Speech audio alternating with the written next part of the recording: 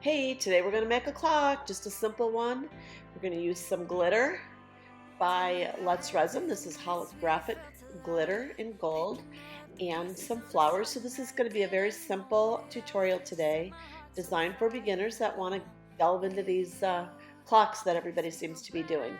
So I'm just going to take a paintbrush and I'm going to dab the gold glitter into these crevices here, these little lines that you'll see. And don't worry, I'll fast forward so you don't have to watch me do this. It is very tedious.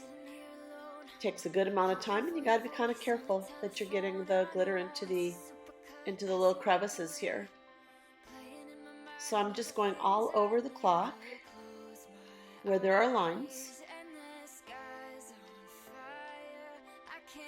so that I ensure that I get this gold glitter into all of these little spaces.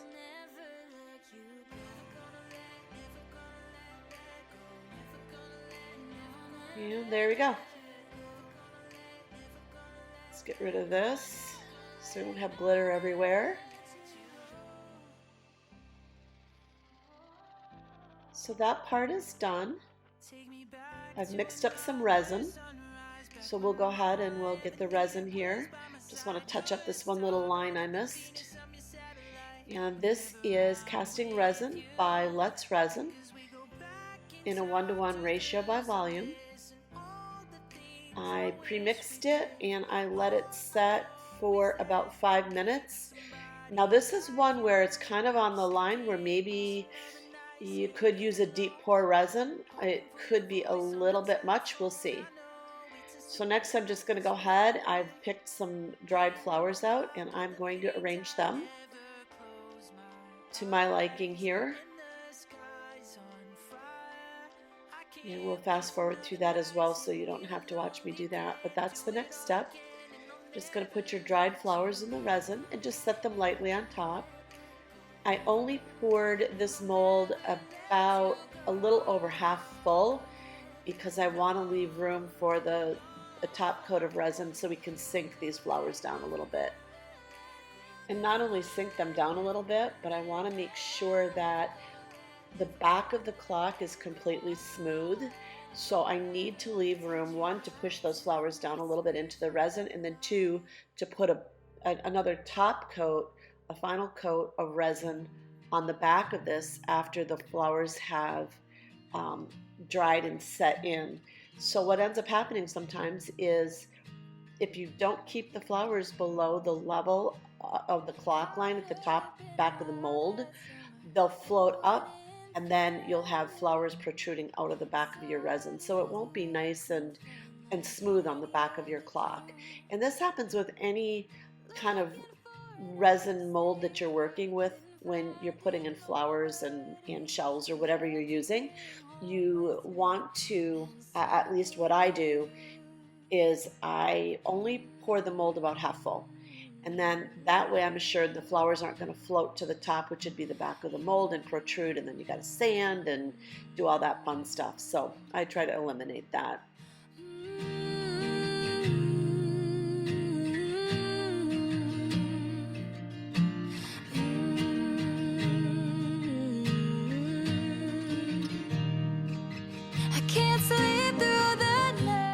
All right, we've got the flowers and it looks like weeds, doesn't it, in here? And I'm just pushing them down, or I just push them down a little bit, again, to keep them down into the resin as much as I could.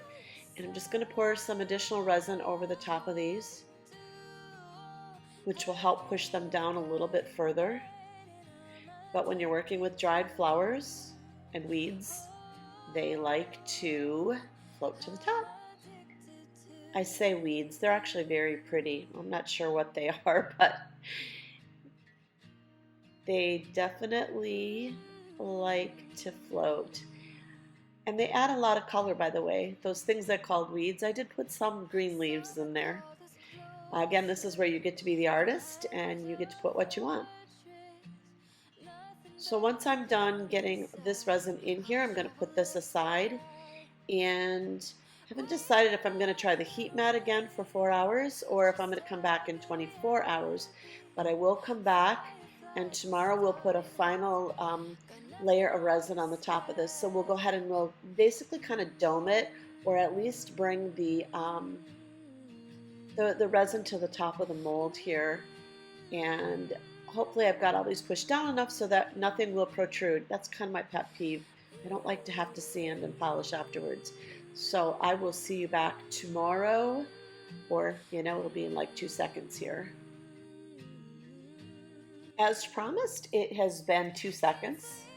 I did not wait the 24 hours. I actually put this on the heat mat, and it set pretty nicely, not completely, but enough for me to be able to put a top layer of resin on this. So it's been about 3 hours actually. And I mixed up again some Let's Resin, casting resin. I'm just pouring this over the top now of the first layer that I did of resin. And I am happy that I am going to be able to cover all of these flowers that were still kind of protruding from that first initial layer of resin. They will be completely covered. So yay, there won't be any sanding and filing and polishing and trying to fix the back. So that makes your life so much easier. Sometimes people will do this all in one step, and they are very good at getting those flowers to sink and not protrude. I have never been lucky with that. I have dipped the flowers in resin in advance before putting them into the mold sometimes, and that is nothing but a mess. So I just find this to be the easiest process. So step one, we poured the resin in, we set the flowers on top, had the mold about half full. We let everything set enough for us to go ahead and put an extra layer on the back, and then we're good to go. So just saves on the time and the mess. So this is also going to set for about 24 hours, and then we'll come back and we'll unveil it. So we want to get the rest of the resin out of this cup. There's quite a bit of resin that sticks to the cup, and this stuff is expensive, so I try to make sure I scrape every last bit out of here I can.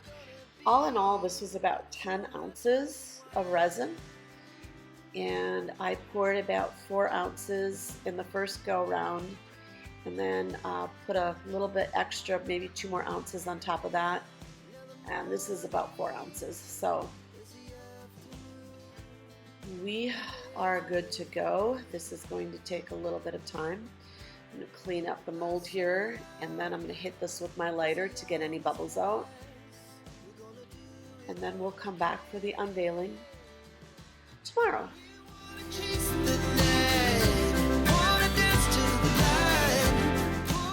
All right, I am ready to see what we have here. Welcome back. Hopefully you stayed with me through this. Maybe you fast forwarded to this point.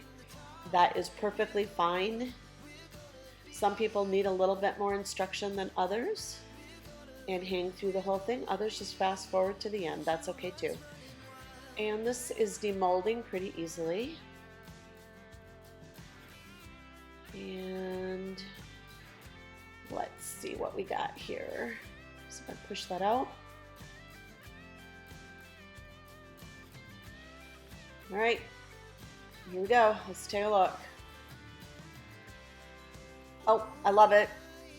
I think I'm gonna go over that gold with a gold marker anyway. It's nice and glittery, but I want it to be a little bit more solid, I think, than glittery. And you can see through the glitter to the back. So I won't make you watch this, but off camera, I am gonna go ahead and hit this with the chrome marker. So all the gold that you see on here where the glitter was, we're gonna go ahead and line that with this gold mirror-like chrome marker, highlighter, whatever you want to call it, by Let's Resin. The back is great, nice and smooth. I'll secure the clock. All right, I'm going to show you what the final product is here. And here we have it, the final product with the gold chrome lining. Very lovely. This worked out really great. Very happy with this. Well, thanks everybody for joining me today. I always enjoy these tutorials. Please don't forget to hit the subscribe button, and I always appreciate the likes and the thumbs up. We'll see you again next time. Have a great one. Talk to you later, guys.